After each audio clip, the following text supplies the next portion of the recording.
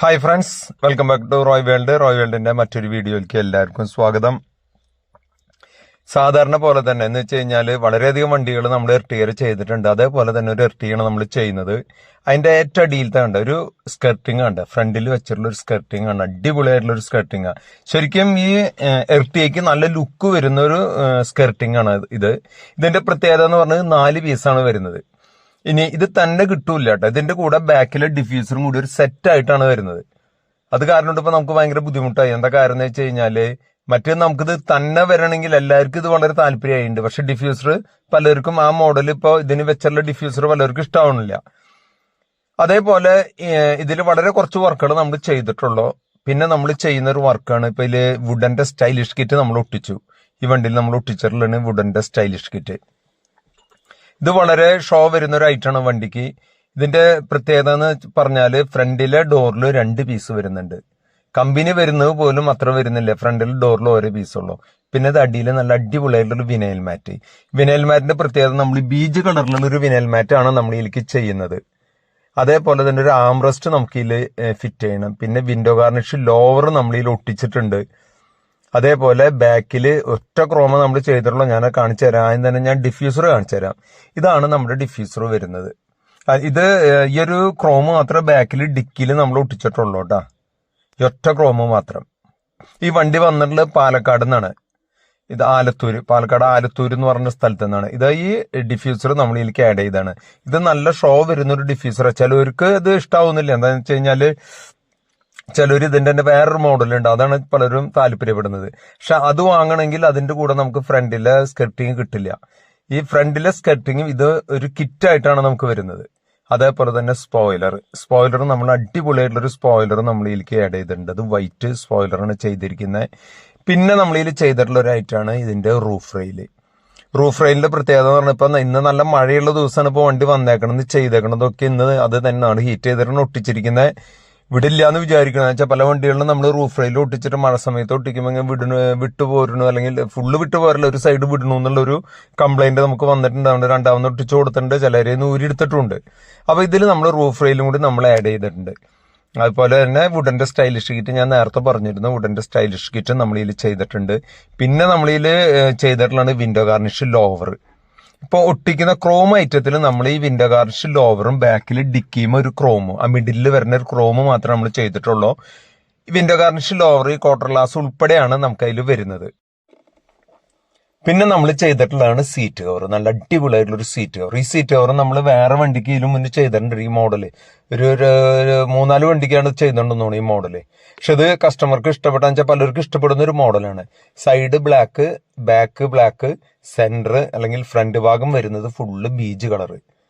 അപ്പൊ full beige വരുമ്പോഴുള്ള ഒരു പ്രത്യേകത എന്ന് വെച്ച് കഴിഞ്ഞാൽ ഫുൾ ബീജിന് നല്ലൊരു പ്രീമിയം ലുക്ക് ഉണ്ടെങ്കിലും സൈഡിൽ നിന്ന് ബാക്കിലിരിക്കുന്ന ആൾക്കാർ ചവിട്ടുമ്പോഴൊക്കെയും ഈ ഫ്രണ്ടിലെ സീറ്റിന്റെ ബാക്കിൽ പെട്ടെന്ന് ചെളിയാവും. അപ്പൊ ലൈറ്റ് കളറാകുമ്പോൾ പെട്ടെന്ന് എടുത്ത് കാണിക്കും.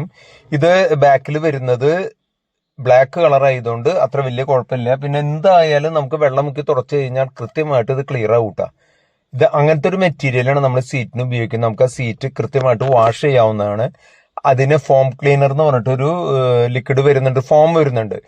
ആ ഒരു ബോട്ടിൽ വാങ്ങിച്ചാൽ നമുക്ക് സുഖമായിട്ട് ഇത് ക്ലീൻ ചെയ്യാം.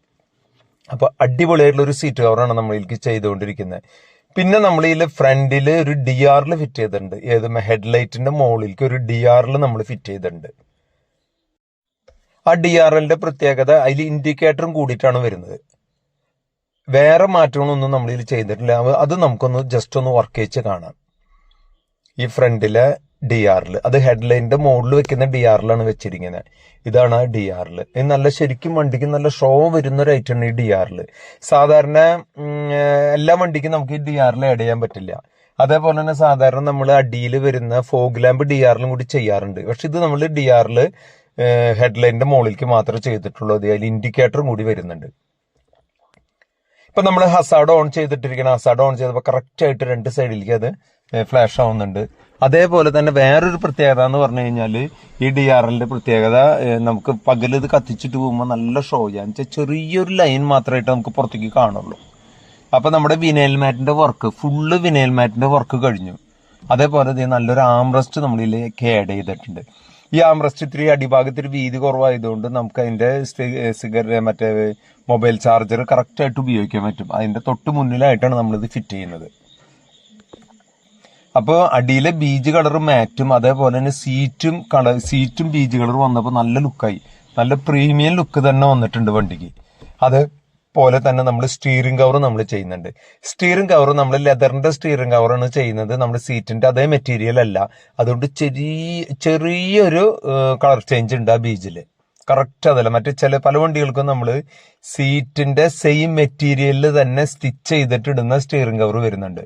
അത് നമ്മൾ പറയണമെങ്കിൽ നമുക്കത് ചെയ്യാമായിരുന്നു, പക്ഷേ കസ്റ്റമർ അത് വിട്ടുപോയി. അപ്പൊ ആളത് ഇവിടെ വന്ന പിന്നെയാണ് അത് പറഞ്ഞത്. ആളത് സീറ്റ് കവറിന്റെ കൂടെ ഉണ്ടാവുന്നാണ് കരുതിയെന്നാണ് പറഞ്ഞത് ഞാൻ ചോദിച്ചപ്പോ.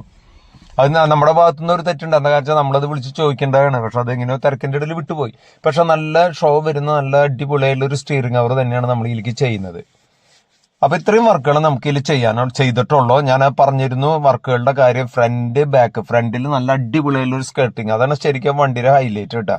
അതേപോലെ ബാക്കിലേക്ക് ഒരു ഡിഫ്യൂസർ, പിന്നെ സ്പോയിലർ, റൂഫ് റെയില്, വുഡന്റെ സ്റ്റൈലിഷ് കിറ്റ്, ഉള്ളിലേക്ക് വരുമ്പോൾ വുഡന്റെ സ്റ്റൈലിഷ് കിറ്റ്, സീറ്റ് കവർ, അതേപോലെ തന്നെ അടിയിൽ വിനൈൽ മാറ്റ്, പിന്നെ നമ്മൾ ചെയ്തിട്ടുള്ളതാണ് നല്ലൊരു ആംറസ്റ്റ്.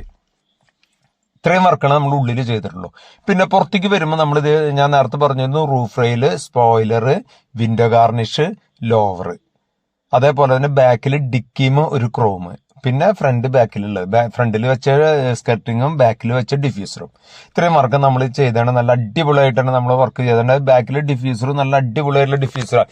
ഇപ്പൊ നമുക്കിതിന് 7800 രൂപയാണ് വരുന്നത് കേട്ടോ. ഫ്രണ്ടും ബാക്കും കൂടി നമുക്ക് 7800 ആണ് വരുന്നത് റേറ്റ്. അപ്പൊ ഇത്രയും വർക്കുകളാണ് നമ്മൾ ഇതിൽ ചെയ്തിട്ടുള്ളൂ. സാധാരണ നമുക്ക് ബാക്കിലത്തെ ഡിഫ്യൂസറിന് തന്നെ വേറെ ടൈപ്പിലുള്ള ഒരു ഡിഫ്യൂസർ അതിന്റെ വീഡിയോയിൽ കാണാം, അല്ലെങ്കിൽ ഷോർട്ട് സെറ്റിൽ കാണാൻ പറ്റും. ആ ഒരു ഡിഫ്യൂസറിന് അത് നമുക്ക് റേറ്റ് കൂടുതൽ. അതിന് 5000 രൂപ ആ ഡിഫ്യൂസറിന് തന്നെ വരുന്നുണ്ട്. 4000 ചില്ലായിരം രൂപയ്ക്കായിരുന്നു, ഇപ്പൊ അത് 5000 രൂപയായി ആ ഡിഫ്യൂസറിന്.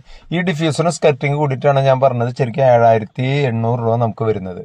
അതേപോലെ തന്നെ നോക്കി ആംറസ്റ്റ്, നല്ല അടിപൊളിയായിട്ടുള്ള ആംറസ്റ്റ് ആണ്. ബീജ് കളർ, എർട്ടിക ബീജ് എന്ന് പറയാ. കൺസോളിന്റെ കളർ കണ്ട, ഗിയറിന്റെ സൈഡിൽ വരുന്ന കൺസോൾ അല്ലെങ്കിൽ ഡാഷ്ബോർഡിൽ വരുന്ന അതിന്റെ കളർ സെയിം കളർ തന്നെയാണ് നമുക്ക് ചെയ്തിരിക്കുന്നത്.